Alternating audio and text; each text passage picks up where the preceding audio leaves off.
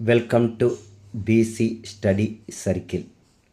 భారతదేశ చరిత్రలో ప్రణాళికా సంఘము స్థానములో నీతి ఆయోగ్ను 1 జనవరి 2015 సంవత్సరంలో ఏర్పాటు చేయటం జరిగింది.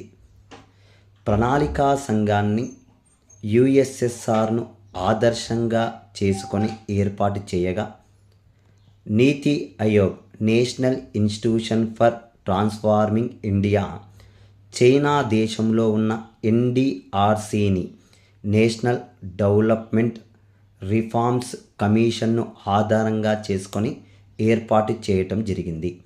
ప్రణాళికా సంఘం పంచవర్ష ప్రణాళికలను రూపొందించగా, నీతి ఆయోగ్ ప్రస్తుతము 15 ఇయర్స్ లాంగ్ టర్మ్ ప్లాన్స్ 15 సంవత్సరాల దీర్ఘకాలిక ప్రణాళికలను ప్రవేశపెట్టడము జరిగింది.